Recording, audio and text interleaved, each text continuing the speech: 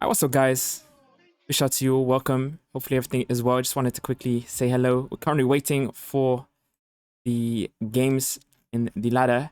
Robert is beside me. Yeah, hey guys, we are back now and waiting to for the game to start. Let me know if there's any sort of sound issues, if there's mic too quiet, mic too loud, before we head into the next game so we can fix that up for you guys. Just real quick. Hi, what's up, guys? Big shout to you all. Just wanted to quickly. Sound is great for the Oh, that's good. ladder. Robert is beside me. Yeah, hey guys. Yeah, sounds good. Just wanted to test. All right, guys, just give us 2 minutes and we'll load up the next game for you.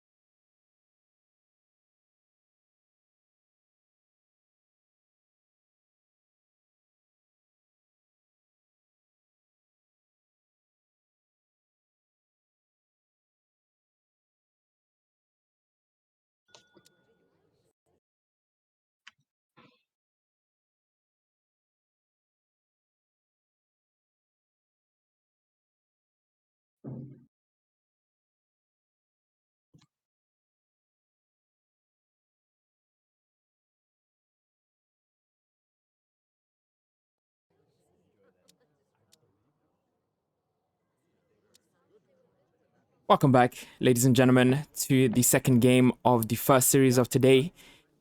Robert and myself will be casting the Kaiserklein versus Kynesie best of 5.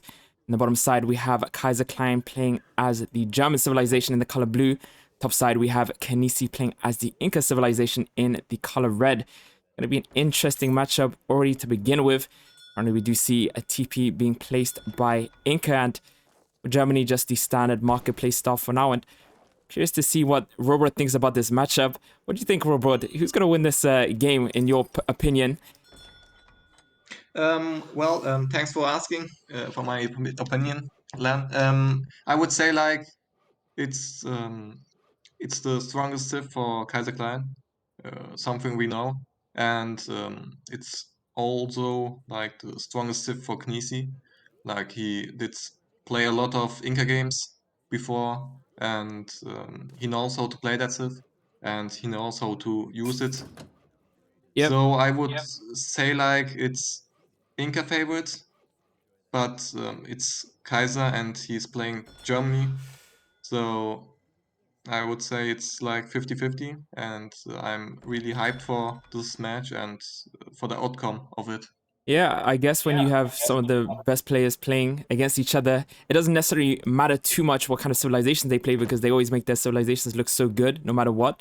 And even though you would kind of say Germany would struggle against Inca, Inca just very strong with the fortress, and Germany has a tough time with dealing with that. Sometimes it can definitely be done, and Kai's obviously very assured of his civilization choice, but I also want to mention that in the previous series that we watched, Kaiserklein against yourself, he didn't actually go ahead and pick a single Inca game. He didn't play Inca once, if you noticed. I'm sure you did. He just played Japan, everything else but Inca, which is kind of a surprise to many, I would think. I do see Kaiserklein pick up the 80 food treasure on the right side of the map. Really good stuff for him. Already 80 food means that he's, of course, going to save some time whilst aging. One thing I do want to mention is that, of course, Inca start off with an age 1 TP. So this is, any civilization that starts off with an age 1 TP is already kind of a big deal because they scale so well in terms of getting their shipment. And if we switch over, we can actually see Kaiserklein's got his shipment right now, but I can guarantee you that Inca's way ahead and he's already got his 3 vills out on the field as of now. So this is just already such a big difference in terms of timing. So any civilization that can kind of get that age 1 TP out is already set for victory, almost. A lot of things to still be seen here. A little bit of a treasure contestation in the middle. Another food treasure here being contested here by Kaiserklein. Wanted to go for it. Two Macaques very easily killed, but no one is in front of Inca's base. Chaxi also from the villager shipment. This little guy here used to be able to pick up treasures, but does have strong multipliers against the treasure guardians 3 times. Something we always love to see when watching European civilizations against Inca is they always abuse the range on the explorer, right? So the Inca explorer can only attack in melee, so the German explorer would just constantly shoot him down and just kind of Kaiserklein him towards his base. I'm gonna go for this Macaque treasure, very low HP, but Kaiserklein's there, actually just gonna hit it and might just get this. Seems like he did get it. Once again, another food treasure going towards Kaiserklein. 45 food and 80 food already been picked up for him. Wonder if he's gonna actually survive this though.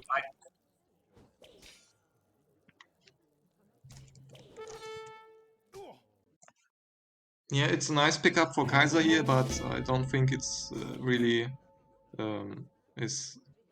will do anything because Kynesie will most likely now kill the hero of Kaiser, so Kaiser won't be able to build a TP, what is um, really a handicap.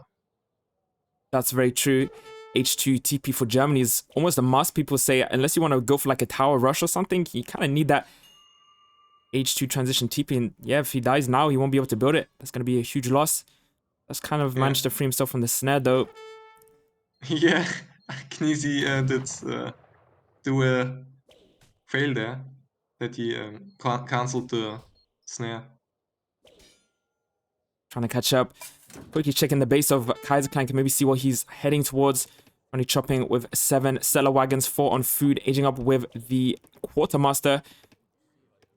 On the other side, it's building his cancha house in age 1, and then in transition switching some villagers onto wood, 6 in total, and Kaiserklein does manage to survive. It does manage to keep his explorer alive, but as Robert said, at what cost? I mean, he picked up that treasure, he managed to steal it, but now he's still got to build the trading post, and Kynesie is going to be all over that. He's just going to wait and see what happens and knows exactly where Kaiserklein's trying to head with that explorer.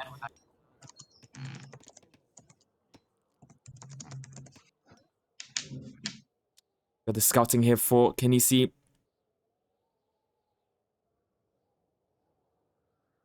Can actually see Kynesie knows exactly where the 2 trading posts located or are located. And then just scouting that with his chest key. Yeah. And just backing off. Weird. Not deciding to actually punish this. And as a result, Kaiserklein with 73 HP on Martin Waldmüller is going to build this trading post and, of course, age behind. Interesting age 1 so far. I mean, Kaiserklein obviously getting a really decent age up with those food treasures, managing to survive with his explorer. Builds the TP a little bit late, but now 400 wood. Maybe a little bit of a reset here for Kaiserklein. Could, of course, do something with the 400 wood that could maybe bring him back into this game in terms of momentum. Price going up. Still gathering wood with the 4 cellar wagons. Has got his gang, so I believe. Yeah, it's weird that Kynesie didn't kill the hero at the TP. So I don't know why he did that. Yeah, maybe just maybe just didn't think about it. I guess one thing I always mention with Inca is that there's a lot of things you need to be doing with Inca. You have to imagine he ages up with the priestesses. He gets 3 priestesses, needs to chop for community plaza, needs to macro for his age up.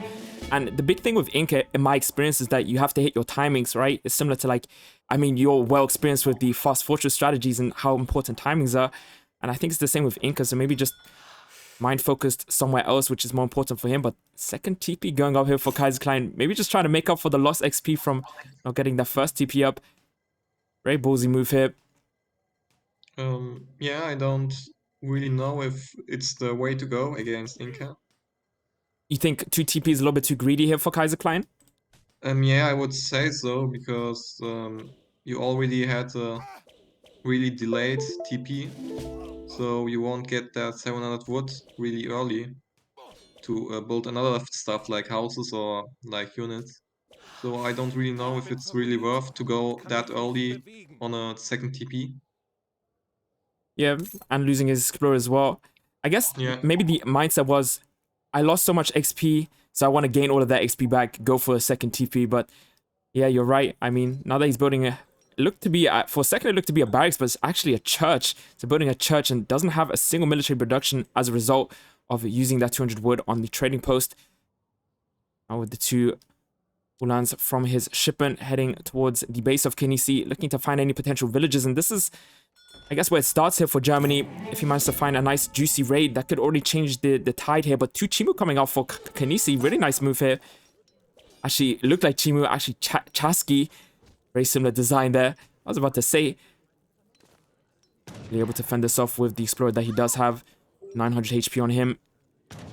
One great thing about Inca is when you age over the Priestess, you also have the ability to dance for warriors. So over time, and you have to also imagine he starts off with a llama, which also can be applied to the community plaza. So he's currently also dancing, yeah, 4 villagers. So I think he's roughly around 0.40 XP per second or something, 0.014 or something. So he's not a lot, but definitely adds up. So Iroh here from the Ulans, one of them very low HP. TC fire now on the way. Also Chesky in the TC, so that's 1 less villager needing to be in the TC for maximum damage. Just like that, 6 minutes and 11 seconds, age up in. Really looking to get that H3 timing in. the age up of Inca is really good, and let's see if he gonna build up the fort or not. I'm curious on your thoughts, Robert. What do you think about this timing? Like 6 minutes 11 with Inca in terms of going H3. What is it, what do you think? If we had to put like a ranking up, where would you rank that? Like the Inca FF timing? Well, it's strong. Like I guess it's on the same count like Spain's FF Okay. because you will age up like the same time as Spain, but you have a better follow-up, I would say, because you can drop a fort and stuff like Inca can get better units also, and you have the triple marked a triple play, sorry. So you can also add up some XP with the on top of the TP. So I'm really curious what we will see from Kynesie in H3 as Inca. Yeah, already sending in the fortress, trying to kind of defend this raid. One great thing about Inca when defending against raids, they can convert these Ulans with their priestesses. And you might think it's going to take a long time for these Ulans to be converted, but it's actually very effective, something he's been doing a lot. And another thing that he's, of course, going to be doing, which has been mentioned by many, many people, big shout to Khan, is send the fortress from his H3 card selection to his Chasqui. So if you've ever watched Japan play, if you've ever watched a lot of these civilizations play that can accept shipments with these units, then you know all about the value of this, right? The fortress doesn't have to walk all the way back from the TC to wherever it wants to build. It can just simply come out of that Chasqui and build instantly. So raid coming in here. Villagers actually taking some damage. I think one village is actually going to go down. Nice raid there, but where's the fortress coming out? Wow, he has actually going even more aggressive. He's not going to waste any time. He's just going to put the fortress smack bang in the middle. That is very impressive. Very ballsy move here by Kynesie. Of course, could go down to any sort of units that Kaiserklein could be making, but in this case, very assured that there's only going to be the Ulan from his shipments. And as a result, fortress will go up. Ulan's in a total mass of 1. And also want to keep in mind that Kaiserklein is also in H3. And his first shipment in H3 is going to be the 1000 wood first. They're going for a very greedy approach here. Still not having a barracks, only on the stable, which he did add later on. In H2, he did not send 700 wood, just simply the 700 coin. Now just training some more Ulans. And I guess he could have had like 10 Ulans burning down this fortress, but I'm not sure if it would have gone down. In this case, now 6k HP. So this is going to be quite a challenge here for Kaiserklein. Going very greedy against Inca right now. Wonder how he's going to deal with the Horekas. Gonna double check. And there we have the Incan fort. Yep, exactly. The Horekas coming out as well. This is kind of Kynesie's main strategy with Inca, right? This is something that he introduced to the game. I said this before. If you guys hate this kind of strategy, then you have Kynesie to thank. He's the pioneer of the Inca Fast Fortress with, you know, some additional inspiration from other players like Gimmick, I'm sure. So yeah, definitely the pioneer #1 when it comes to Inca gameplay. And as you can see, full in motion, the beautiful, beautiful, beautiful Horeca FF with the fortress in the middle. And it'll be quite a challenge already. Sure he's going to do it. Well, if you were Kaiserklein, how would you react here? What would you do after like Horeca's burning down your houses at like 8 minutes and 40 seconds into the game? Yeah, the problem is, you know that if you're gonna poke the Horekas or wanna go in with your Uhlans, that the Horekas can just go into the fort. Yeah. So, and also the bowlers are on the way as well, which is something he needs to keep in mind. Yeah, you can't do anything against this fort. Except like pedating it or something cheesy. Yeah. So. Oof. That I see labor, but I don't know what the few words before that is. Oh well. It looks like this is already starting to really get to Kaiserklein as of now, losing a second house. And now the bowlers are out. The Uhlans can't really do anything. He's built a single stable and now added a barracks. Skirmishes not coming out. But the thing about this is you need a higher mass of skirmishes to deal with these Horekas. Of course, they will fall off in the late game, especially when you have cards on your skirmishes and you have more skirmishes out because you can afford them. But this timing from Kynesie is so strong, and these skirmishes won't be able to kill these Horekas in time. There's way more of them, and they're also more value, more pop, and even the Uhlans are going to have a hard time because they're also very low HP, not even upgraded. So you can just imagine how great these bowlers are going to be with their splash damage as well as their 18 range attack with multipliers against Cav. 2 times. Yeah. And look at this. I also think that it's something like Kaiser's a bit of angry now because he knows that he won't kill this fort easy and he's losing villages and houses for nothing against the Horekas. And he had to train some falconets now, but they won't do much because Horekas are really good against artillery. Yep, that is true. So yeah, it's it doesn't look too good for Kaiser. Interesting. And it looks really good for Kynesie. Interesting. I mean, you would say, I guess I kind of agree with you, Robert, even though the score is ahead for Kaiserklein, that's just German things. But I do want to say that I do like the falconer approach here, going for the 2 falcons.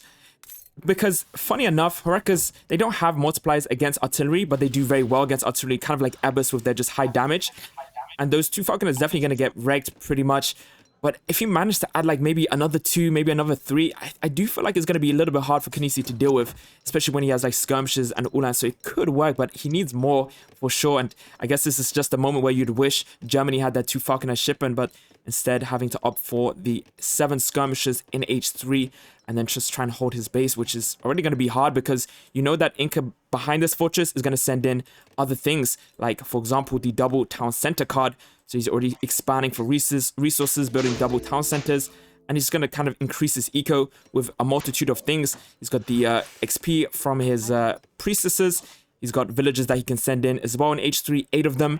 So he's going to be able to do a lot of economic expanding behind this, whereas you can see Kaiserklein is just pretty much focused on killing this fortress. That's all he really wants to do. Just wants to focus on killing this fortress, and he's not thinking about eco for a split second here. Well, is doing some damage to the Uhlans, but already starting to look not too bad. But look at the pop out, killing 1 falconer, 2 falconers going down. Beautiful micro there from Kynesie, and now it's pretty much down to burning the fortress with Uhlans and skirmishes. How's that ever going to work? Look at the damage that this fortress is doing. 32 range attack with 3 rate of fire and 1.50 splash damage.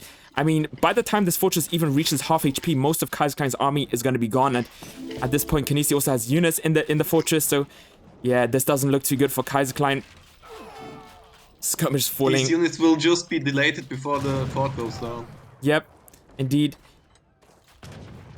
Just look at the micro, just popping his units in and out of the fortress. I would say beautiful, but I know a lot of people would have a different opinion on this one. Oh my lord, this is the full Kynesie treatment right now. I gotta say, he is not holding back. If Kaiserklein had anything to rage about, then this would be one of the things. But look at this, 2 more falconets on the way being trained from the artillery foundry. If he only managed to get all of them out at the same time and kind of keep his distance with those falconets instead of fighting underneath the fort, would have been a different story. But now with the Ulans down, Heracles is going to be popped out of the TC and just killed the remaining 2 falcons.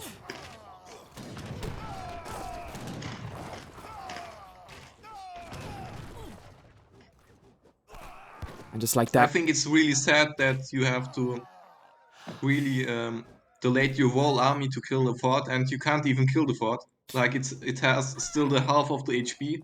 Yep. And Kaiser lost all of his units. I mean, Yep. if you don't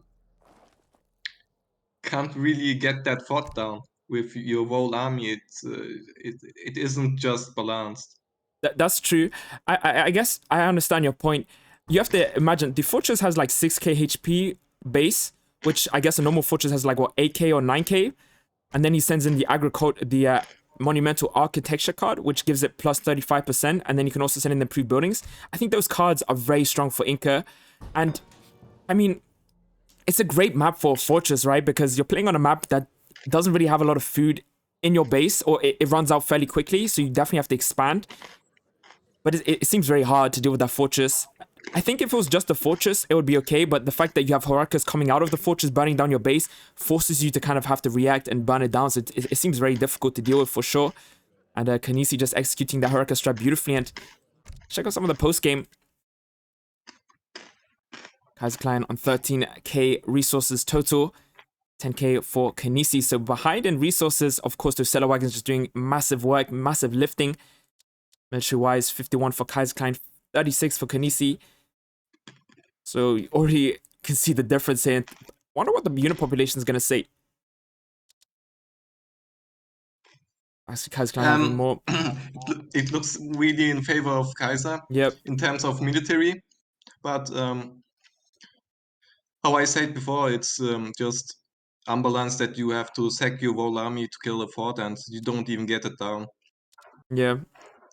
So now watching that, is there anything you would have done different, preferably? Like, would you have done the same? I feel like you could have probably just waited for the second Falconet batch to come out and go with 4 Falcons. But I'm not sure if it would have made a difference, though, because Heracles is still very good. But I don't know. I feel like if you go with 4 Falcons, it takes longer. And Heracles also die to Falconets, right? They will also die. And if you don't put them underneath the fortress, they won't be as easily sniped. That's just kind of my opinion. Then you also have the Ulans in the front line, which can kind of block against the Heracles to just kind of melt them down whilst they're trying to take out the Falcons. It's kind of like a bait. But I don't know. No, I don't think that it would have been different with 4 falls or like with 5 falls. It would have been the same result. You said it would have been the same result? Yeah. Okay. Alright, guys, we're going to head into the second game. Currently, it is 2-0 for Kynesie. So Kynesie winning the first game with Hauser, second game winning with Inca against Germany. So Kaiserklein needs to win the next game, if I'm not mistaken, right? Match point is on the way, so let's see if he does. Just give us 2 minutes and we'll load up the next game for you.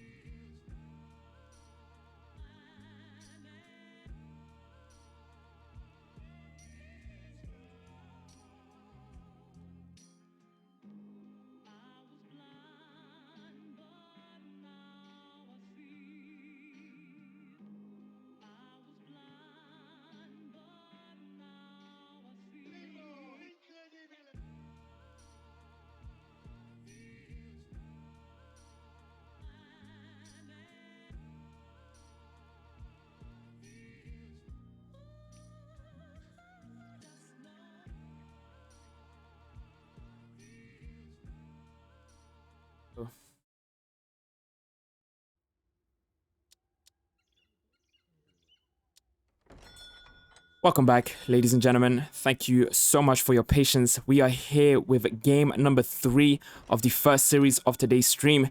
This is the UEC tournament. And yes, this is an incredible series. Kaiserklein versus Kynesie. Kaiserklein playing as the Russians, a civilization we've seen him play many times. Something I always felt like he wasn't, it was his backup civ, but, the amount of times I've seen him play Russia and beat some of the most incredible players in this game, I feel like this is starting to become one of his main civilizations, if it wasn't already. On the other side, we have a player that is playing one of his main civilizations. I believe this is kind of the civ he started playing with, if I'm not mistaken. Japan, something he's just very known for playing. I would say he's also the pioneer of certain strategies when it comes to Japan. And yeah, Kynesie playing as the Japanese in the color yellow, currently going for the double shrines in front of his TC. And yeah, that's going to be his opening for now. Outside, Kaiserklein just going for the single house in front of his base. Of course, Russia can go for marketplace sometimes. Of course, I'm just going to add the house and leave the wood on the floor, as you guys can see. So not really going to go for anything in terms of early lead or early advantage. Being picked up for Japan here.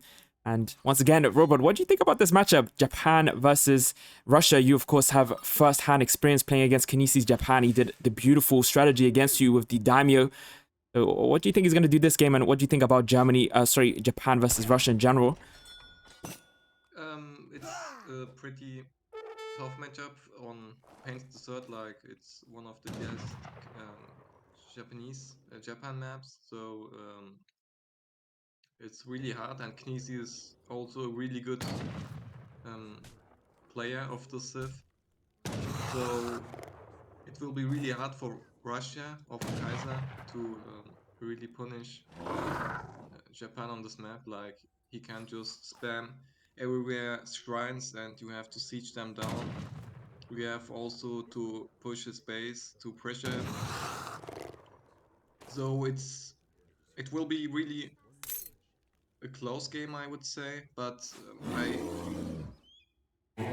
don't like to say it, but Kynesie is likely to win this game. All right, Robert, one sec. People saying in the chat that your volume is a little bit too low. I'm just going to turn you up a little bit. Can you just say something real quick? Yes. Okay, hopefully that's a little bit better. I put in max volume. Now? Is it better? Can't hear Robert? Yeah, I think it's gonna be okay. I think it's yeah, I think it sounds good. You guys let me know in the chat. But yeah, as you said, he's gonna spam shrines. Of course, it can be very hard for Kaiserklein indeed. Many people say this is a matchup that is very Russia favored due to the early momentum from Russia and can just do so much damage in the early game, kind of overwhelm him with units and just disrupt the Japanese gameplay. But I don't know, it's very hard seeing as Japan also have some sort of base defense, and then of course the shrine eco behind, which can just add up. Now treasure's being picked up galore. Kaiserklein going for the 85 wood treasure. Kynesie going for the 25 coin treasure up here. Actually picking up the Humaninka treasure behind his base. It's a really decent treasure for him to pick. Of course, any sort of unit he can get to defend his base against H2 Russia, if that's what we're going to see here, could be really useful. Could put the Humaninka in guard mode, tank some additional 170 hit points. Every little helps, as we say here in Britain when we go to Tesco's. I was also on this map, so livestock. Can we look to Kniese's base if he has dropped a consulate?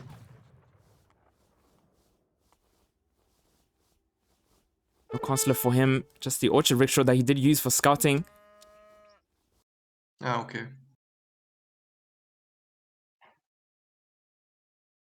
I'll double check the sounds real quick.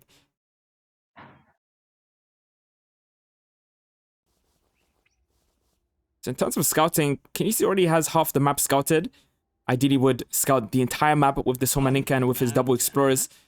H2 now in progress, aging up with the Toshogu Shrine. And I also want to show you guys some of the Kynesie strategy, or this Kynesie strategizing that's going on behind the scenes. So if you guys watched the stream 2 days ago, we were watching Kynesie play Japan as well against not only Robot, but also against someone else. And he went for this unique strategy that it's pretty obvious when you're playing in Japan. It's something that you can, of course, consider. But the way he pulled it off and the way he did it was very beautifully executed. And realistically, what he did was he made a lot of shrines in H2. He went extremely boomy with the Toshogu Shrine, H1, Heavenly Kami, which he's not sending in as of now. And then he just kind of went H3. That's pretty much it. He just simply went H3 and had like 14 shrines with the Toshogu Shrine and was H3 with a bunch of shipments, a bunch of units, and a really decent eco behind at a beautiful timing. In this case, Kynesie trying to build the walls. We also know Kynesie as one of the better turtle players in this game, one of the better defensive players, but I'm just going to build a nice little triangle wall behind or in front of the blockhouse of Russia. Really doing a lot of damage to the blockhouse. Look at the Homaninka, 170 HP. This is gonna hurt a lot to the blockhouse. Yeah. And if Kynesie gonna send or make or train some units early, he can even break that one. Yep, maybe. We can maybe see that here. Half HP on this blockhouse and just continuously going down. Double Explorers also in the field, and also mentioned the walls that could definitely come in handy. Just anything to delay the push of Russia, right? The costs are going to come out, the Strel is going to come out every second. It's similar to when watching Revnak play Brits and defend his base against the Spanish push or something like that. Just the walls in between can just buy himself so much time. And like I said, every second helps, every little helps. We head over to his base. Still not H2, but compared to Kaiserklein's age up, it's pretty identical. Kaiserklein going for the 14 villager age up in transition, 11 vills on food, building a house, and has a very heavy food macro and is looking to most likely make Strelets because not a single villager is on coin. So Cossack and Strelets, it will be 600 HP on this blockhouse. Villagers did manage to get it up in time, luckily. And have to see how this goes. This is, I guess this is pretty much the win or loss situation, right? This is where you either lose as Russia or where you just start winning, depending on how he has his, first connect or first impact. How much idling can he do? Does he lose his first mass? You never really know what Japan's going to do behind. Consulate being built. So as of now, not a single production building here for Kynesie. No barracks, no nothing, but we talked about we never know what Japan's going to do behind. 5 Ashigaru on the way. What are your thoughts, Robot, on this? What do you think is going to happen? Is it going to be effective here for Kynesie, or is it actually kind of going to hurt him more than it's worth? It's gonna be effective because Kaiser isn't still queuing up some units, I think. And he's gonna just get the 5 Cossacks out. And if he doesn't start Strelets, it will hurt a lot. But, well, he has 10 Strelets. Yeah, it's gonna be close because Ashi is also good against Strelets when it's in low numbers. So I'm interested on how the first fight will go. Yep, first fight looking to break out. Robot saying this is going to be very effective for Japan. And now the 5 Ashis coming out from the TC of Kynesie and Strelets from the barracks with the 5 Cossack. Will it be enough is the real question. You have to keep in mind that Ashis are considered to be the fast musketeer, but I guess what? They have the same movement speed as the Strelets, so there's no outrunning here for these Ashis, especially the Cossack there to snap. Just like that, 5 Ashis going down here to the Strelets. Cossack also doing some damage, so already starting to kind of look good for Kaiserklein. Nice impact for him, able to kill those Ashis, forcing a shipment, idling the TC, and this is just going to skyrocket here for Kaiserklein, in my honest opinion, because look what he's doing behind. He's sending in, he's training more Strelets, and he's sending in another batch of Cossack. So if Kynesie is already idle with no single production building, you can just imagine he's going to have no chance to build that production building when there's just pure Strelets underneath his base the entire time, and you can see Kaiserklein not backing off, not wanting to leave this area, just wants to kind of keep Japan in his base. You see some Yamabushi coming out from the consulate, but gonna suffer negative multipliers from these Strelets. Actually built a stable, missed that. Stable, side stable. Interesting, a single Nagi being trained from the side stable. We did build a military production building. But yeah, that side stable is not going to have any impact, and Kynesie is going to say GG. Going for a very ballsy strat there. Very interesting. Tried to make it work, but yeah, no effect on that side stable. Would have ideally wanted a barracks in his base or something like that, but trying something different there just had no effect, and as a result, Kaiserklein winning the 3rd game. So Kaiserklein finally coming back into this game and picking up a game, or coming back in the series and picking up a game versus Kynesie. Was looking too one-sided there for a split moment. Interesting. Yeah, I guess Kynesie just wanted to provide us more games to watch. Yeah, So definitely. so I guess it's okay. And it was a fast game. And well, if you don't do this build precise, so you will just call GG so early. Yeah, maybe he's waiting for the Civ reset as well. So the fourth game, civilizations get reset. So maybe he can then play House again or Inca again, one of his favorite civilizations. And maybe that's what he wants as well. But yeah, I think that was pretty much it for the third game. 2-1 currently for Kynesie. Third game going towards Kaiserklein. And yeah, let's see what happens in the next game. See you guys in a few seconds.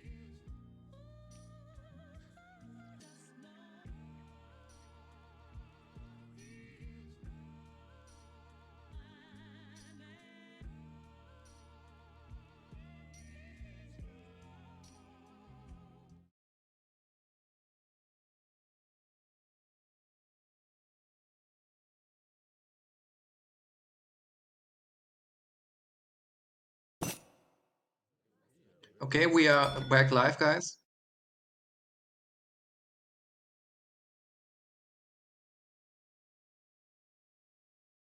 All right, guys.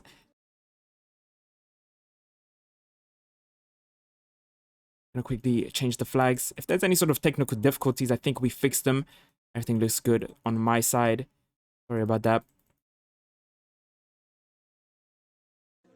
Let's head Okay, in. it's Port against France. So I'm thinking that Kynesie will most likely go for a water strategy and is gonna put 2 dogs, one of each side, and well, France gonna wanna disturb that for sure. Yeah, interesting matchup for sure. France versus Ports. Ports on a water map. Kynesie playing Ports. You know, I always say, Robert, you have a lot of experience playing against Kynesie, right? Because you just came out of a best of 5 against him and you played against his Ports to the full extreme. So I think you're going to have a lot of, you know, insight when it comes to Kynesie's Portuguese in this specific matchup here. But for now, Kaiserklein spawning in the color blue as the France on the right side. Left side, of course, Kynesie in the color red as the Portuguese. H1 TP here for Kynesie and H1 TP here for France. It will be very good in terms of getting those first passes, also getting the first shipments in. And anything that you expect here to be out of the ordinary, Robot, in terms of Portuguese gameplay? Well, it's pretty easy. You wanna start TP like Kynesie does at the moment, and you wanna H as fast as possible. Do And after that, you wanna go for water. That's for sure. Like on a map like Yucatan, you have two sides of water on this map, and it has also a lot of whales. Like I guess eight walls you have. Oh, wow. So it's really good. And well, I'm really interested in how Kaiser wanna counter that. You And said you said just before we started this stream or this game, you said this is an old map and you hadn't played on it since old Age of Empires 3 days. What kind of stress did you used to see on this map, like back in the day? What did people always used to go for water? Or what kind of picks would you see Portuguese on Yucatan? Like, what used to go down on this map out of curiosity? well, it was surely legacy quick start, so you would you would get this map a lot. Yeah. And I faced mostly Brits or Portuguese on this map. If I played a lobby game or something. So it would have been mostly the same, like going for water. And when you lose your first TC or your first base, you would build your base near the shore and just protect it with your ships. And sometimes you still gonna win with the water economy. And well, it were very fun games, I would say. Yeah, very fun games. I'm gonna assume that in that regard, it was a fun map to play on, right? It was a map you enjoyed playing on. All right, I guess, yeah, like I said, I've watched a few games on this map. I watched Keister versus Kevin. It was Aztec versus Germany. And in this case, we don't have Germany, but we do have France. France, civilization that, you know, it has an element of spice to it. You have the cruises, you have very good skirmishes. Of course, you have artillery, but I just want to see how this is going to go for Kaiserklein. It just feels like Ports is going to go for a very early age up. It's going to go for a very defensive sort of playstyle with the multiple TCs. It's also going to take water, which is almost very obvious due to this single villager perhaps heading towards the shoreline here. Might just build the dock, but could maybe see something else. Could maybe see an H4 revolt. I mean, there's a lot of possibilities here for Kynesie, and it's always very hard to play against Portuguese in terms of pushing or breaking their base, because multiple town centers, multiple CM opportunities, multiple just simple militiamen opportunities can be really, really hard here. But in this case, I've already begun to see the action just as now. Just simply a treasure being picked up for Portuguese, picking up a native scout. That could be really handy. Give him vision on any sort of units that Kaiserklein decides to make. Hasn't yet decided to build a dock, but is heading towards that area. Just waiting for that 200 wood, I'd suspect. And I always see Portuguese 10-10, and I don't necessarily 100% understand why 10-10s are a thing with Portuguese. I know it's great for momentum. I know it's great for the faster age up. I know you have a shipment ready for H2 because you're not going to send in anything else apart from maybe just one card in H1 for now. So it's, I guess, but is there any other reason why some players go for 10-10 with Portuguese on these types of maps? Like, Well, you go 10-10 because you want the 700 wood as fast as possible, right. and you will have the shipment ready. So you even gonna send another shipment because you will have two when you are in H2. So you will have a really good income, and so you can produce villagers out of your two TCs and of your dogs out. I So guess, that's it will snowball just. right. So I guess, okay, in that case, just the momentum difference. Very interesting. You know, maybe I thought there was something like something behind that no one knows about. There's just like another reason for it. But I guess, yeah, just the momentum 700 wood coming in fast will be huge. In this case, age up now for Kynesie. Similar time to France, actually. Onset a little bit under fire here. Explorer from Kaiserklein doing some heavy work. Wow, look at this. Already just sending the TC back to base, or I don't even know how you say this. Maybe just looking for the location of this town center, wants to see what strategy Kynesie is going for. Also, so the dock being built, of course, with the schooners card, I would assume in the middle here on both sides, looking to build the docks with the other villager, but Kaiserklein pretty much on this. Even has the scout early as well. I actually said Kynesie picked up that scout earlier, but it was Kaiserklein that picked up the scout, so mixing up the colors. Middle map barracks built with the CDB. Actually, two scouts. Oh yeah, we have to remember France started off with the scout, right? So yeah, lucky for him. They're able to see the barracks and able to shut down the water play over here. So no dock on the other side, but still has that villager there. In terms of H2 stuff, switch with the Kaiserklein, sending in the 4 CDB, sending in the 700 wood himself. As we said before, they roughly got similar age up times, which you wouldn't necessarily expect, because Kynesie obviously went for a 10-10, got a really fast age up, but France wasn't too far behind. Check out Kaiserklein's deck, maybe see what he's heading towards.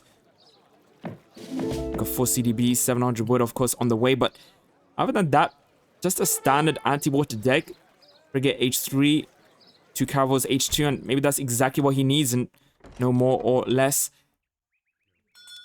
You see, building some walls. His base, pretty much walls all around. Pike's already been trained from the barracks here for Kaiserklein, applying some damage to the trading post of Kynesie. Interesting first choice for Kaiserklein. I guess wants to maybe stop the XP scaling, or just doesn't really have much option. Yeah, it's a good start against Portuguese. You want to destroy the TP of Port so that he won't get many shipments, and you could also go for TP, stagecoach. So yeah, but he did also build a dock on the right side of the map. So I guess he gonna train. Oh why? He It looked like a didn't. dock for a split second. It's just a group of villagers. I was thinking to myself as well. I was like, oh, he actually did build a dock, but yeah, no, just a group of villagers there. Yeah. But I tell you, he did build a dock on the right side. So finally going up on the side of Kynesie, does manage to build that dock on the other side, sending in the rendering plant here. Just doing the standard Kynesie thing. And I guess the idea for Kynesie here is just to defend his base, take good trades, not lose too much, prepare for whatever's to come in maybe H3, and just constantly start booming. The faster you... With ports, I believe... The thing you need to keep in mind is just keeping your eco up, right? Managing to just get eco bonus out, managing to get your villagers out, just securing your resources and stuff like that. So that's all Kynesie really is trying to do right now, and he isn't really focused on defending these pikes just yet. He of course has the age 1 CM card for that, or TM card for that, but he's going to just yeah, lose that TP, defend his TCs, and just boom on water as of now. Explorer trying to do some damage to the pikes, but the pikes have 5 movement speed. The Explorer has a little bit less, 4.50 movement speed. Actually saw another dog going up, and a common strat to do on these sort of water maps is to fish the side of your opponent first, so take all of his fish away from him and then go back to your side. And the great thing about building a dock on both sides as well is that you can kind of bait out the frigate or the 2 caravels, right? There's only one side here for Kaiserklein to send them on. You can either send them here or here, and one side is essentially going to be free there to just gather from uncontested for Kynesie. More pikes in the middle. Actually finding the native scout from Kynesie. Not sure how that was possible. The Explorer is way off. I guess he just forgot to put it into melee, into invisible mode. As of now, Kynesie on 31 vills, France on 22. CDBs have a 25% extra gathering. 700 wood now coming in for Kaiserklein. After the 700 wood and the 4 CDBs, grabbing the second TP in the middle of the map. And yeah, as Robert suggested, good thing that he burned down this other trading post from Kynesie, because now he will be able to go for Stagecoach and get all 3 TPs, I believe. Not sure if this is too close to his base. Not sure if Kaiserklein can actually build the TP here. Not quite sure. Well, do you know? It's close, I guess. It's quite close. We're gonna have to see. I mean, it's hard for me to understand which one's the first TC. If it's that one or that one, I think this is the first one. It's the top one. It's the top one. Right. It looks a little bit too close for me. Maybe, I don't know about Stagecoach here, but I guess better Stagecoach than no coach, as long as he remembers to kind of defend that one TP slot from Kynesie so he doesn't get a free Stagecoach, which he obviously wants. Total of 4 dogs here for Kynesie. Very interesting play. 4 dogs here for Kynesie. That is very interesting. Very, very greedy strat here. Building an outpost is Vand. Last time we saw Kynesie do something like this, he went for a very fast H3. So he went for like a single or a double dog. And then he aged up around 9 minutes or 8 minutes. Kaiserklein, he's already aging himself. He's aging up with the Exile Prince and just constantly burning down these dogs with these pikes on both sides. And there's no sort of answer here for Kynesie. Has no units, no barracks, no stable, nothing to defend these dogs. Dude, that's 200 wood going down, and also so much fishing boat potential. Those could have been like, you know, training fishing boats this entire time, or the entire time to come. But instead, they're just going to get denied. A bigger loss than we actually might just anticipate here. And even the other dogs going down as well. This could be really good for Kaiserklein, actually. Especially now that he's going H3, has a mid-map barracks. Could maybe send in 2 Falconets and start pushing the base of Kynesie. Even training some musketeers, burning down the walls. Already kind of prepping for what's to come in H3. Yeah, I guess this is a problem on the map. You can't defend your dogs on the sides because your TC is far away. You have to build either some towers at the dogs, or you have to train some caravels. And both isn't really cheap. You have to invest a lot. And yeah, he has to build another dock on the bottom side. So, and he's still away from H3. Yep. And Kaiser's aged up. Yep, sending in 700 coin now. Did train that one cavalry just to fend off against those pikes, and Kaiserklein now in H3, sending in the 2 Falconets. Kind of what we suspected. 2 Falconets to be just the move there. High siege damage, great for timing pushes, and I guess seeing as he did get quite a comfortable H3, I mean, he sent 700 wood into 700 coin, and he's got 24 CDBs out. He's going to be able to make a lot of units, right? He's going to be able to produce a lot of musketeers as well, which also have high siege and range attack. So this push will be quite heavy for Kynesie to defend against, but we know he has that magic TM card, and he's also aging himself soonish. If there's going to be another dog being built here, I think he's just trying to revive the Explorer, maybe for scouting potential. But yeah, only a single dog left on this side. Outpost did go up. It's a great thing for him. More interested to see the side of Kaiserklein, because this is where I believe it gets real. This is where we decide, is this going to be a long-drawn game, or is Kynesie going to get shut down in his tracks? So how much damage can Kaiserklein do here is the real question. Even adding a stable. Interesting. But like, he probably could have just added a double Rax and just purely trained Musks. But instead going Kynesie. Interesting move. Feels like Kynesie is very expensive for him to afford at this point. Just gonna go for the Kynesie, maybe for raiding, maybe just see what he can get with those. Outpost now under fire from the pikes. And sending in the frigate behind. Kynesie now halfway through his age 3, aging up with the Exile Prince, also getting the fast age in. Now double layers of walls to go for, and this is a really good timing. You have to remember, he actually worked on that little wall section earlier, so that wall was very low. Those 5 musketeers earlier actually just deleting that wall, and Kynesie forgot to heal it.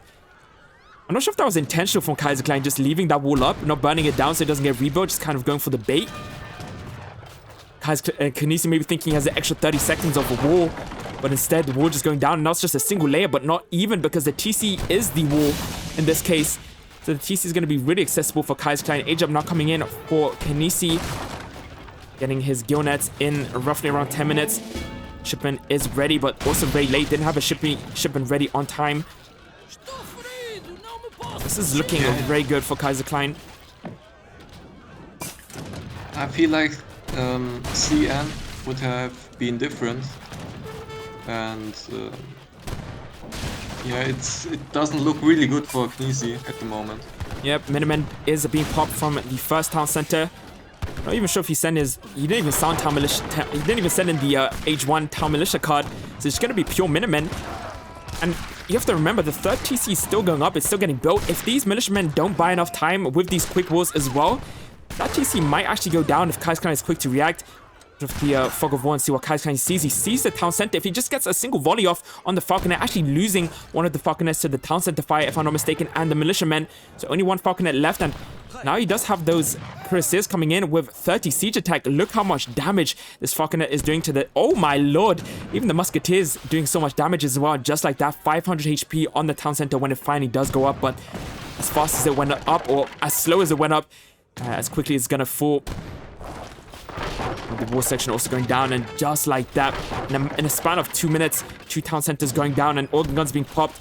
But I'm not even sure that they're going to be effective enough. One organ gun being teared apart from his other half and getting sniped by the Falconet cuirassiers trying to get close to the organ guns. If there's any sort of gap here in between this war, these cuirassiers are going to have the time of their life, but also finding a huge selection of villages that they can raid. Splash damage is through the roof on these cuirassiers. Cavalry, of course, being trained can maybe add some additional damage to these cuirassiers, but so far looking really good for Kaiserklein. He's 4k score up. He's done so much damage to the town centers.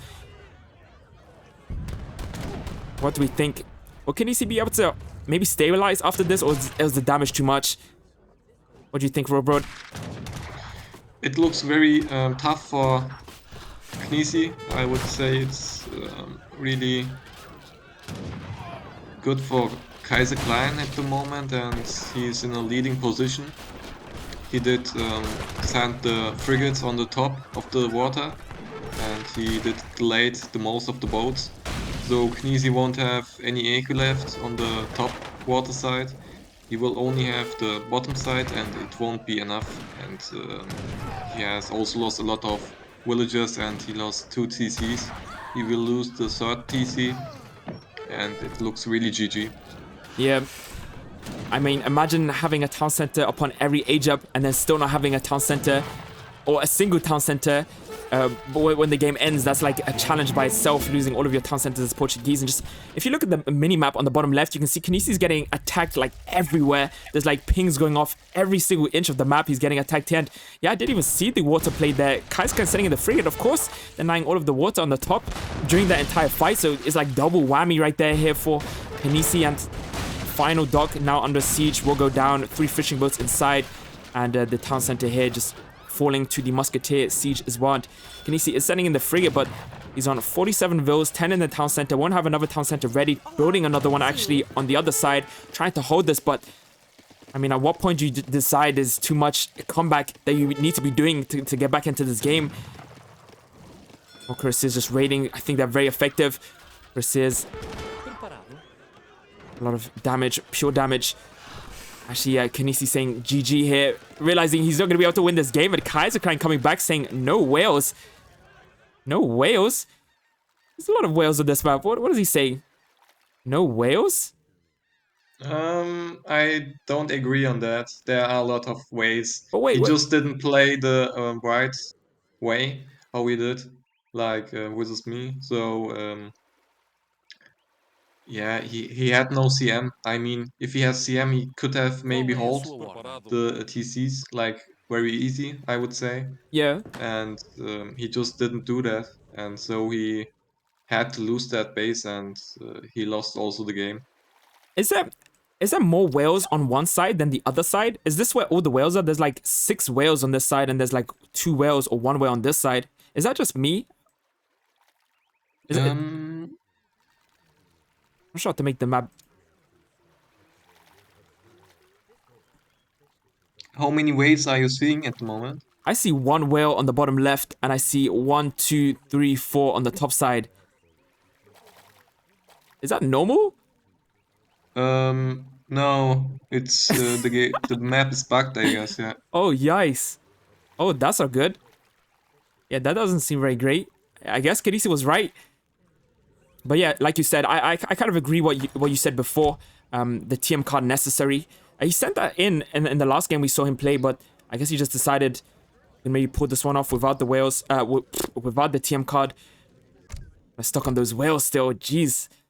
All right. I guess we have to probably discuss that in the staff chat, but for now, let's check out the post game. 17k here for Kaiserklein in terms of resources. Had the double stagecoach, had the CDB eco. Military-wise, a lot more, of course. The musketeers that he trained had a very comfortable H2, transitioned to H3, had a lot of eco behind, was able to assist those falconets with the units he was making from his barracks and his stable, whereas Kynesie was making a single unit. You can see his favorite unit was the militiamen, combined with maybe some organ guns. More experience here for Kaiserklein as well, just constant fighting, killing those dogs, just penetrating him on all sides. Killing those early dogs was huge, I think. Just those simple pikes. Not really what you expect here. Maybe Kynesie could have added a barracks. Maybe just 5 musketeers would have changed the game. I think there's so much wood that he lost in those barracks alone. And also villagers following soon after. You can see the steady decline towards 11 minutes. Got the resources. Kaiserklein managing to pull ahead throughout most of the game. I think that's one of the greatest feats for France, is that they have the CDB eco and kind of carries them in the first half of the game, but then the second half of the game, it may or may not fall off, depending on what you do, especially against a civilization like Portuguese with full water. But as of now, I think that's pretty much everything. Yeah, we're going to open up the next game, and we'll see you guys in a few minutes. Hope you guys are hyped. This is a 2-2 series.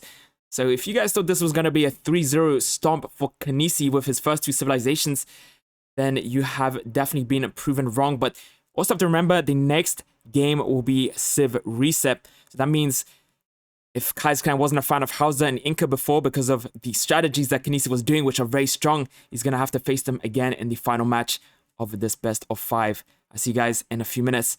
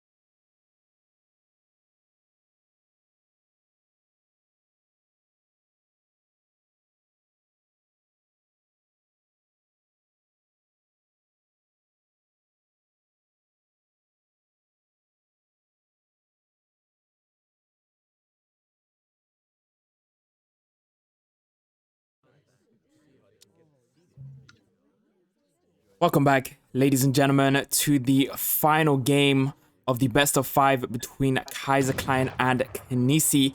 It's been quite the series so far, a lot of ups and downs, crazy moments, almost felt like a lifetime has passed. I mean, I saw Kaiserklein in all different moods. I've seen Kynesie play all sort of strategies. It feels like we're doing a speed run of, Age of Empires 3 in a nutshell. For now, Kaiserklein playing as the German civilization once again in the bottom side of his favorite map.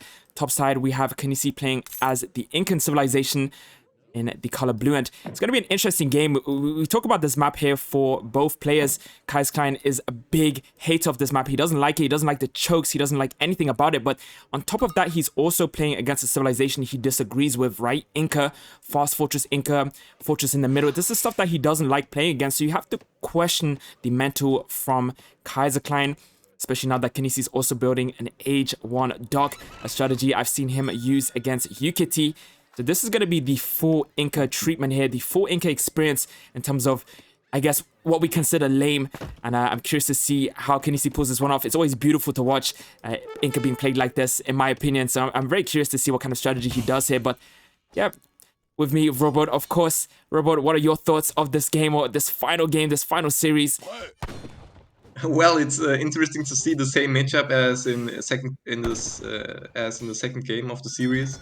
So I'm wondering why Kynesie did start with a dock on such a small lake where you have like 10 fish or something like that, and Well, not a I TP I'm just start going to or stop you there something. real quick. It's called Lake Chad, right? Yeah, I guess. Yeah, it's Chad Moose.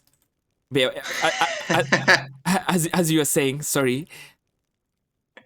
um, yeah, it's Lake Chad, so he wanted to do something Chadish. Exactly. So yeah, well, I would say it's the same like in the game two, and if Kynesie can get up the fort again, it will be the same result like in game two. But I think that Kaiser learned a lot in game two, so he could maybe disturb him this time, or could even end this game in H2 if he gonna try something like a tower rush or something. Yeah. But yeah, we will see. I'm interested and wondering who will win this game and the series. Yeah, I think you're very right. Like, whenever I play Inca, right, and I play against Germany, I know that in the late game or in the mid game that Germany's always going to kind of struggle burning down the fortress. And it's not like they're just going to whip out a million falconets or mortars or go H4. It's just very predictable what Germany's going to do most of the time. But I do say that in H2, that's when they can strike and kind of catch you off guard. I think it's very effective when you see maybe some whenever I'm playing Inca, I always want to get the fortress up, right? I always want to place it somewhere over here, and I'm scared that Germany's just added a barracks and has like 5 doppels, as you said before, or any sort of military units that he can just use to burn down that fortress whilst it's building. So maybe we're going to see a deny here from Kaiserklein in terms of just scouting out that fortress or killing the Chasqui, because it's a big issue. When you build the fortress here instead of over here or wherever he built it in the last game, that's a lot of walk distance for those Horakas, and Horakas don't want to walk too far because you need bowlers. As anti-cav, you can get surrounded very easily and you can lose your entire mass. So he really wants that fortress to be as close as possible. So even if he builds it over here, it's going to make a huge difference for Kaiserklein's game. So just trying to push that fortress back, deny it a little bit from being as aggressively placed like in the last Inca versus Germany matchup. Of course, we did see Kynesie go for H1 dock, only making 3 fishing boats in the beginning. I guess he does have quite a bit of fish, no coin on this map, and I would suspect he's going to play H3 still, so just maybe an early H1 dock into 700 coin and the Priestess age up. Now 800 food on the way, 17 bills out, converting some more of these pirates, which by the way have decent stats. So he converted one of these colonial gunslingers, 25 range, 24 siege. Not the worst guardian to convert him, and also finding himself the 100 food. As Kaiserklein also found himself something before, I think. 90 food treasure and a 30 XP treasure. Age up time here for Kynesie, the wise woman, roughly around 3 minutes. So also getting a very competitive age up, whereas Kaiserklein is aging up slightly faster, getting his gang saw in transition. No forward seller wagons. There's a question in the chat of Nisius. He asked, why not include advanced artillery in H3 against Inca to get mortars in H3? Do you want to answer or shall I? We could both answer. I leave it to you in the first, if you feel Okay, it. I mean it's a wasted card and you have to build a artillery foundry and I mean you would even H2 industrial and get the mortars in H4, but you don't want to send this card in H3 because you lose your momentum and it's not really worth it. That's interesting. What about the eco? All right, I would. I mean, that's a good point. I just would imagine, like, you send an H3 card. Can you even afford to train like mortars? It feels like you train mortars, he just makes Chimu, and you're gonna have a trouble defending the mortars as well because they're so expensive, and then you also have to make stuff to defend them, right? It just feels like you just get completely destroyed. I don't know. Yeah, I mean it's really a wasted card. I mean you don't want to send advanced artillery in H3 as Germans, where you have a XP penalty, Yeah. and yeah, I mean it's just not what you want as Germany. All right. So I guess that's that. This case, no artillery here, but just instead 3 settler wagons being sent, TP being built in transition. This time he did get the TP up faster. You have to imagine in the last game he didn't get that TP out on time, went for the second trading post, and yeah, had a really hard time at just kind of producing units and defending his base. In this case, Kynesie building a trading post as well, but isn't going for the H1 trading post. And I think it's a big deal that when you can go for an H1 trading post, but you decide not to, you have to always think about like how much XP he would have had. Of course, he did go for the dog, which gives him XP as well, and trains a few fishing boats, but I don't know. Increase this age up here for Kynesie, building the community plaza in transition. Llama now dancing as well. Maybe see how much XP he's dancing for with this llama, in case anyone's interested. I think it's 0. It's hard to say. I always think it's like 0.040 or something, 0.14. The other side, Kaiserklein getting his steel traps. She has a barrack style, so we already see a different play here from Kaiserklein. Last game, he went for stable. This game, he goes for barracks. And I think this is going to be all the difference. And I think this is exactly how you need to do it. So already a great start here from Kaiserklein. And I guess, as you said, Robrod, maybe learning from the previous experience. So got these two Ulan on the way. Not sure what he's going to look for. For the scouting, doesn't really see much in terms of herding. Only sees the berry bushes, one cancha house. Let's see, the TP could of course be his first location in terms of attacking Chasqui garrisoned inside of the tambo. One fun fact about these tambos is that not only can you garrison your Chasqui in the tambos, but you can also garrison your priestesses and villagers in the tambos. You also have a 5 range attack with 8 range. If these pikes do decide to attack the tambo, they will take damage. And tambos also start off with 500 extra HP, just due to the fact that you're playing Inca. Ulan's trying to get some tasty little villagers, maybe with some priestesses, but also need to be wary of the convert. Inca does have enough resources to go H3. Hasn't got his great coats on his villagers or his medicine. We'll get one villager here, but I'm pretty sure he's going to lose that Ulan. Actually, no, he's only converting with 2. Those Ulans will escape. Pikes now burning down the tambo. We'll have a long time to go until the tambo does go down. But you can see barely any damage being done to these pikemen. Look on Kaiserklein's side. Gonna be stuck in H2 for a little longer.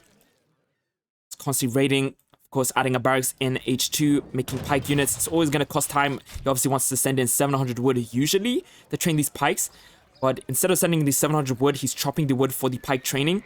And then he's going to switch all of his villagers onto food and summon coin and then kind of look for an age up, I would assume. I'm quite sure how he's planning on doing this one. Very interesting build here so far for Kaiserklein. Actually going for the stagecoach as well, so really wants to get this TP down. You can see how much time it's taking. Also want to mention that Kynesie only trained 3 fishing boats, didn't really train any more after that. But already doing a really good job at securing the map. Like, Kaiserklein is very aware of what's going on in the map. And you might not feel it as like watching this game. I might not feel it spectating this game. But I can tell you what, that Kynesie definitely feels the unsafety on this map. Due to all these Ulan raids, due to all of the military units that he's producing, he's definitely taking away map control from Kynesie here, and you're not going to see an aggressive fortress, I can guarantee you, unless Kynesie risks it all and sends it to this Chasky down here and really tries something risky, but we're going to have to see. I don't know. He's already positioning these Chasky in a very interesting spot. Did actually see, I think, another villager going down. So plus 15 XP there, and then also Ulan going down. And you see on 24 vills, fortress on the way in H3. Believe he is going to do it. I mean, that's his pretty much, that's all he has to do it, right? I don't feel like he can go for a defensive fortress. He's just going to give Germany all the time in the world. Where is he going to send it to? He did not. Oh, no. We know what's gonna happen. Yeah. Oh, yeah, there it is. Oh, yikes. So Dog going down to the pikes, the crossbows as well. This could, of course, be very annoying for Kaiserklein to deal with, of course. And like we said, I mean, Kaiserklein trying his hardest to deny this fortress, but when it's been sneaked or snuck in behind his base like this, and Horeka's surely going to follow, it's going to be really hard still to deal with. But just to see how Kaiserklein reacts here. What do you think, Robert? It's just I have to laugh a lot because it's I'm looking at the chat, I'm looking at the game, the fort is going up behind Kaiser's base. It's Yeah, it's really laudable, and it's hilarious, really. I think, you know, people could say he could maybe ignore the fortress and just go right-click the base of Inca, but you have to imagine Inca's in H3, he's got shipments through the roof, right? By the time these Sorekas come in, with the XP he's gathering from these priestesses and whatever else, also dancing for some warriors here, he's gonna have another shipment ready. So if he wants to, he can send in the Monumental Architecture card in H2, and his TC is going to have bonus HP as well as more attack fire or attack damage. So the right click isn't really going to be there for Kaiserklein. So I think this fortress is very genius, and it's kind of a scary move for sure. It's like, oof, is it going to work? Is it going to pay off? My base is very unprotected. Of course, he wanted the fortress ideally over here or something, but instead of going behind his base, it's going to really hurt Kaiserklein. It's going to disrupt his whole game. It's going to be so annoying. Even the TPs are there on the right could go down, and yeah, as of now, Horekas are popping out and more on the way. Yeah, it's just, I mean, Kaiser can do nothing really because he has to kill the fort. I mean, Kynesie has Eurekas in there, and he can just put them in, put them out, and can just siege the wall base of Kaiser. And if Kaiser doesn't do anything about that, he will just lose the game. He can't just push Inca's base in that case. Yeah. And already the tilt starting to begin, the flames starting to come out. Yeah. Not too happy about that fortress behind his base.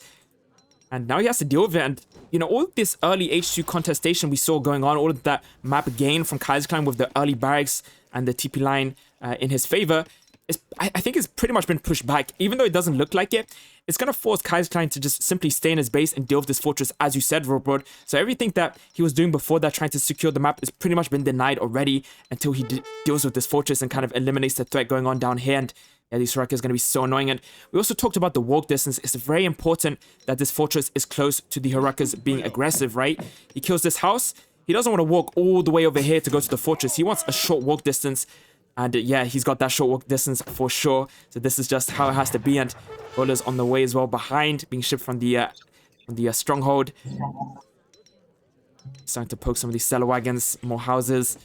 I really want to turn on the vision here for Kaiserklein and see how he deals with this, because it's looking identical to the game before. If anyone saw the game before, which I'm sure you guys did, he had the same amount of Ulans. He was sending skirmishes twice, and we all know how that went. And this is like literally the same thing that we saw in the first game. The only difference is that he has a barracks. And do some damage with the Ulans, but the Volers are there. Just a huge timing, or huge window here for Kynesie. So much time, and ideally needs to just start training a lot more skirmishes, in my opinion, but at this point, I don't think there's much he can do, really. I think he just needs to kind of go back and forth with the Ulan, snipe down the bowlers, and just pray on the fact that Inca has slow training time and still needs to ship in eco stuff behind this, right? This is a push. This is like the Spanish FF for him. So once you trim down the numbers of these Horekas and these bowlers, you do open up some sort of, you do open it up a little bit for yourself if you're Germany here. But it's a long way to go, and it's not the easiest. You can see just every time he takes too much damage, whoops, just goes back into the stronghold and just waits. Yeah, I mean, look at this.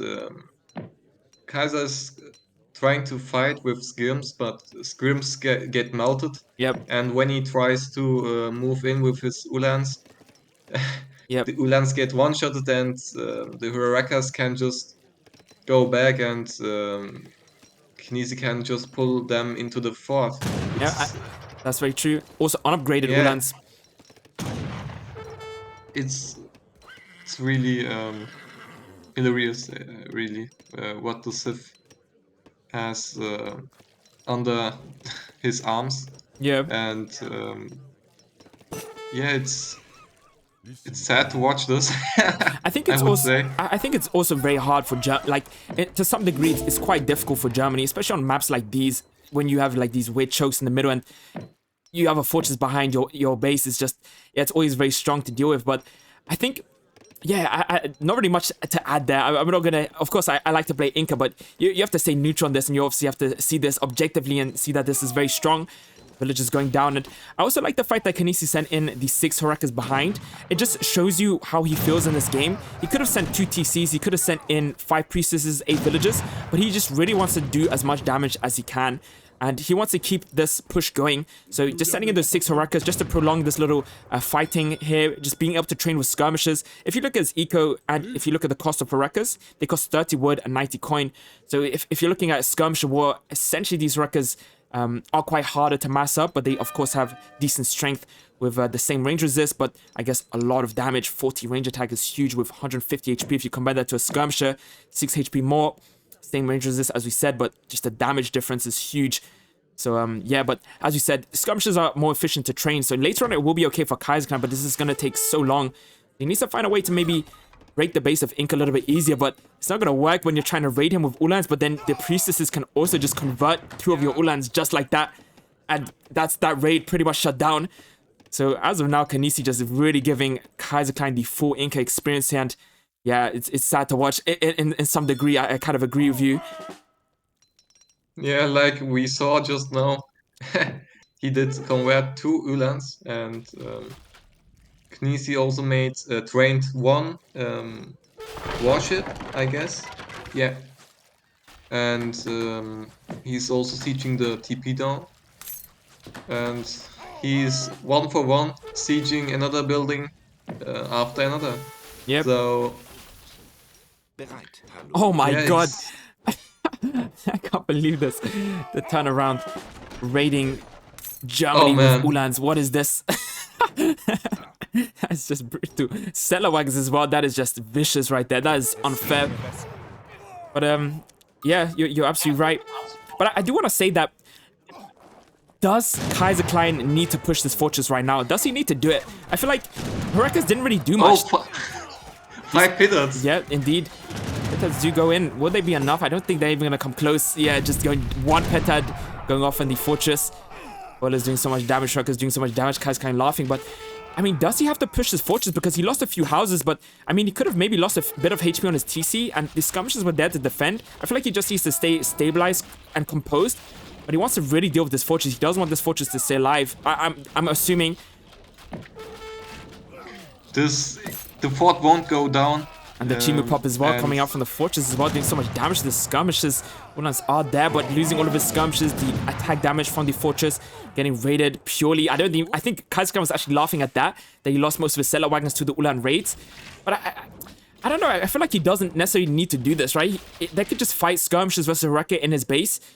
But maybe he does, because if you look at the eco scaling from Inca, it's just going to really pick off. So it's only uphill for Inca, whereas I'm not sure Germany's the same. I'm pretty sure Germany's not the same. Big button coming out from the TC as well, combined with the Chimu shipment, and just an absolute cleanup here for Kynesie. Absolute cleanup, and GG being called, or not being called for Kaiserklein in the final game. Wow. Wow. I mean, I don't even know what to say to that, to be honest. I'm an Inca player, but I think I might just I think I might just go underground for a week or 2 weeks or maybe a month. Jeez, there's gonna be a lot of heat after those games, and Kaiserklein being eliminated from the tournament, not something anyone would have predicted.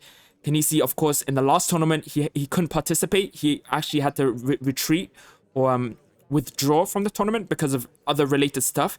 The fact that he comes back in the second tournament, he wins a impressive series in his first few games, and then of course against Kaiserklein winning a series against him is very impressive. But I already know what's gonna, what many people are gonna say. Many people are gonna say, "Oh, this is unfair.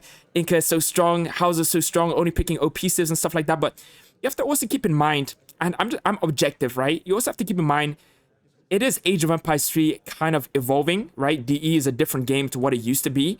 Not saying this is, not crazy or whatever, but we have to keep in mind this game isn't going to be, it hasn't been the same for a while, right? So you definitely need to kind of keep up with the times, kind of look at some of this stuff and find the best ways to counter it, because there are ways to counter it. Not saying it's the easiest for Germany, but yeah, just keep that in mind as well. This game is just so different to what it used to be, and it's only going to get different with the newer civilizations and with the already existing civilizations. But yeah, that's all I'm going to say on that. What a game, what a series. Kaiserklein versus Kynesie. Kynesie winning 3-2 versus Kaiserklein. Very impressive game. Check out some of the post game as well. Do you have any last thoughts on that, Robot, or what do you think? Especially into like what? Yeah. Yeah. I would say it. I would even try to some kind of rush against Inca, because Yeah. when Inca hits H3, he will put that fort in front of your base, and you can't really do much against. So I guess it's the best option to just rush Inca and to hope for the best. And if it doesn't work, then you have a fast game and can go on with the second game. Yeah. Yeah. and You save yourself brain space. and well, it was a really entertaining series, and we just saw how OP really Inca is. Like Kynesie won really easily with Inca 2 games against Kaiserklein, like the best player at the game at the moment. And yeah, it's hilarious how you can just put the fort behind your enemy's TC with the Chusky, that you can spawn a homestead shipment just from the Chusky behind your enemy's base. It's like, what the fuck? Yeah. Yeah, that is quite big. Obviously, something he needed to do in that last game. Robert, can you just quickly check for me? Is the stream up? Everything working correctly? Yeah, everything's fine. Okay. Yeah, I agree. I don't know. Yeah, it's a good point with the Chesky behind the base and the fortress coming out from the base. I think, as I said before, that's exactly what he needed to do. But I also look at the game and I think to myself, what would have happened if Kaiserklein just massed up skirmishes, kind of held the line where he lost those houses in front of his TC, and maybe trade 2 Falconets behind the skirmishes and just trade it against the Horekas. Eventually, he's going to have more skirmishes, and the Falconets can't really be taken out by the Horekas, so he's going to have to make Chimu, which he then also has the Ulan 4, and I guess could maybe bait a fight. I feel like he didn't necessarily need to push the fortress. That's just my opinion. I don't think he needed to do that as soon as he did. It wouldn't have done much. I mean, you can train as much skims as you want, but skims won't do anything against Hurakas. Hurakas are really good. I mean, Yeah, 3 of them or 4 of them kill 1 skirmisher.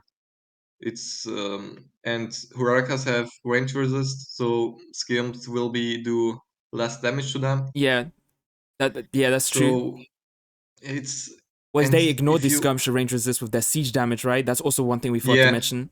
yeah, and the problem is if you train some Falconets, Falconets won't do anything against Hurakas. Hurakas are really good against artillery, so it's a really sad position to be at, and you couldn't really have done much against this play.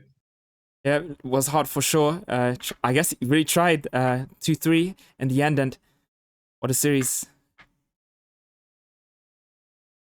Gonna quickly check on some other stuff as well, real quick, to see if. Yeah,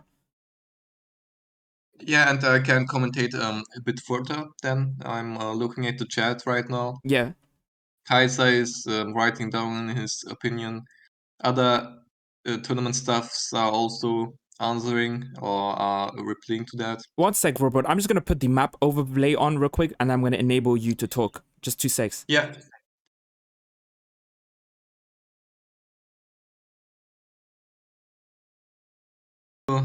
does everything like UAC is a community that is formed since 2 months, and we are always trying to get better at the stuff. So I'm hoping that CrapGod and the other staff members gonna fix maybe this with, like, I don't know, like a Civ ban or something in the further rounds, like round of 16, that you can ban one Civ of the opponent. Like, for example, like Kaiserklein could have banned Inca for Kynesie, and Kynesie could have banned Germany for Kaiserklein or something like that. But yeah, you have to think about that, what you want to do as a rule, and what you want, what you don't want to. But it was an interesting series, that's for sure.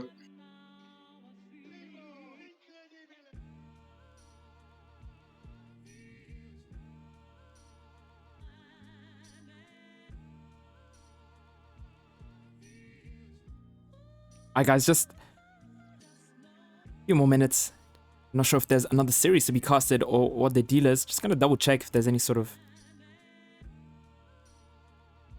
some music on for you guys in the background. Let you guys kind of breathe that.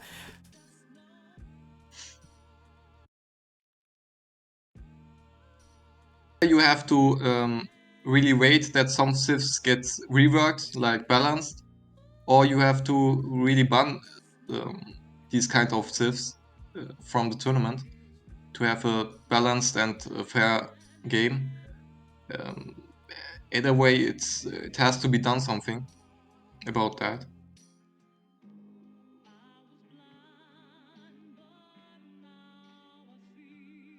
Like CrapGod is also trying to solve everything.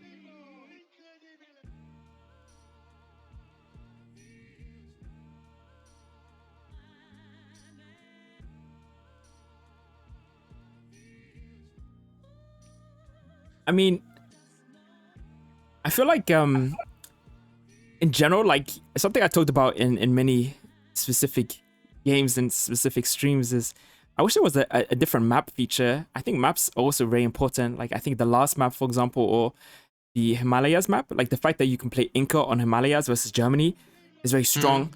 So maybe just maybe not in tournament scenario, but like on a different topic in the game itself, a ban map feature could be nice. Because I disagree on certain map pools for certain civilizations. Like I don't think Inca should necessarily spawn on a map with great natives and on maps with livestock, because they can dance with the llamas, which generate XP. But then you also look at Hausa with livestock maps as well. So I think there should be a ban map feature in general when it comes to this game. I think it would definitely help out the quick search balance. But that's just what I'm gonna say. I'm not gonna dive in with the whole Inca stuff because there might be a slight bias there. But yeah, that's just my opinion.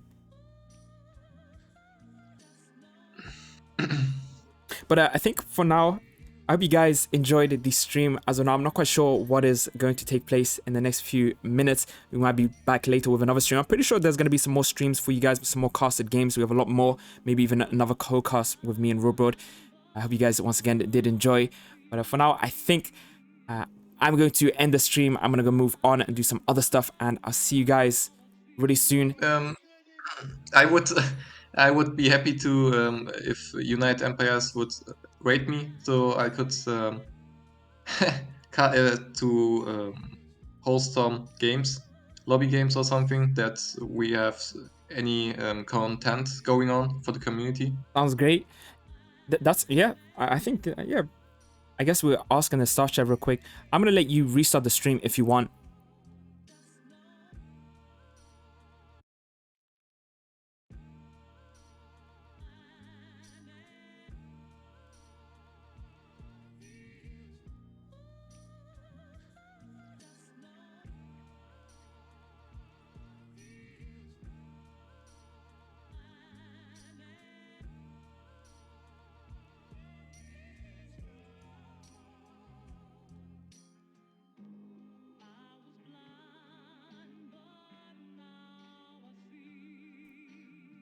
Alright guys, no more games as of now, just clarified, but might be back later. Once again, thank you so much for joining. Big shout out to you. Hopefully you have a great Friday. Hopefully you enjoyed the game. This community buzzing. It's kind of nice to have so many hectic chats and, you know, good game discussions, even if they're positive or negative. It's just great to see some buzzing in the community as well. I'm enjoying a lot, and I hope you guys are too. But for now, that's been it.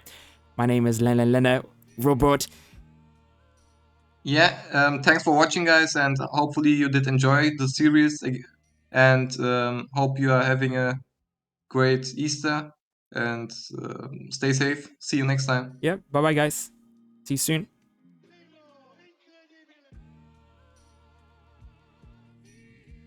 Did you mute or did you end the stream?